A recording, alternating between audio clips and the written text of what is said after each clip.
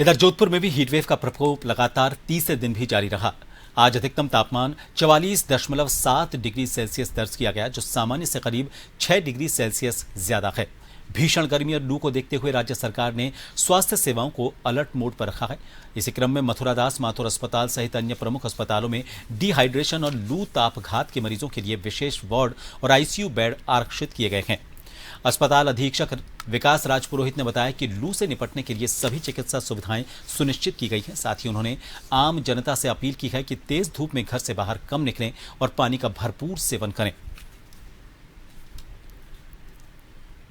अब जो है हीटवेव का प्रभाव देखने को मिल रहा है, वहीं प्रशासन द्वारा क्या क्या व्यवस्था है, आज हमारे साथ है मथुरादास माथुर अस्पताल के अधीक्षक श्री विकास राजपुरोहित। इनसे जानते हैं कि अस्पताल में लू को लेकर और जो हीटवेव को लेकर और जो मरीजों की संख्या है उसमें इजाफा हुआ है और उनकी व्यवस्थाओं को लेकर क्या है व्यवस्था, सर इसके बारे में जानकारी दीजिए। जी बिल्कुल, हीट वेव का निश्चित रूप से प्रकोप बढ़ रहा है और हम सबको सावधानी बरतने की जरूरत है, स्पेशली मरीजों को।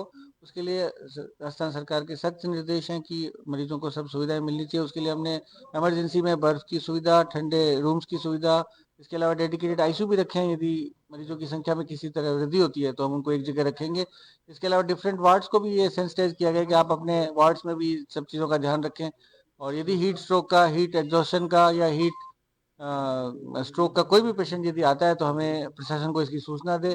पर अभी तक कोई ऐसा मरीज भर्ती नहीं हुआ है, क्योंकि बहुत सारी सरकार की आईईसी एक्टिविटी और अवेयरनेस प्रोग्राम्स और आप लोगों मीडिया के माध्यम से भी आम जन को हीट स्ट्रोक के बचाव के जो डिफरेंट उपचार बताए जाते हैं कि जैसे सर को ढक के रखें, घर से भूखा नहीं निकले, पानी पीते रहें, छांव में रहें, दिन में अनावश्यक बाहर भ्रमण ना करें। ऐसी बहुत सारी बातें जिनसे आप हीट वेव से बच सकते हैं।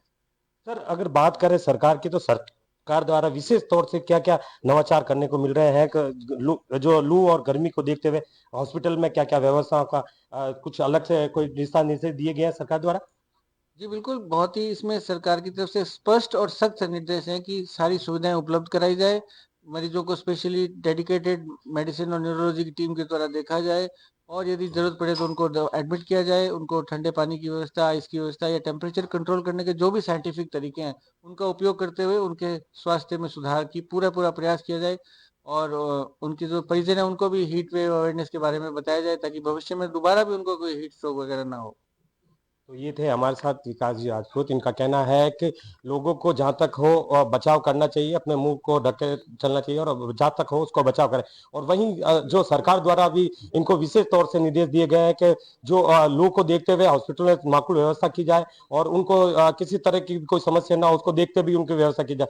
निश्चित तौर पर पश्चिमी राजस्थान के जोधपुर जो जिला है उसमें करीब 44 तक जो दिन का पारा पहुंच जाता है, उससे आम जनता को काफी परेशानी का सामना करना पड़ रहा है। लेकिन कह सकते हैं कि वहीं जिस हीटवेव को देखते हुए जो जोधपुर के हॉस्पिटल प्रशासन भी अलर्ट पे है और जोधपुर की जो दूसरी जो गर्मी को देखते हुए प्रशासन मौसम विभाग द्वारा भी अलर्ट किया गया है और कह सकते हैं कि आने वाले समय में और भी गर्मी का प्रभाव देखने को मिल सकता है। मैं जगदीश लोहार, जन टीवी राजस्थान, जोधपुर।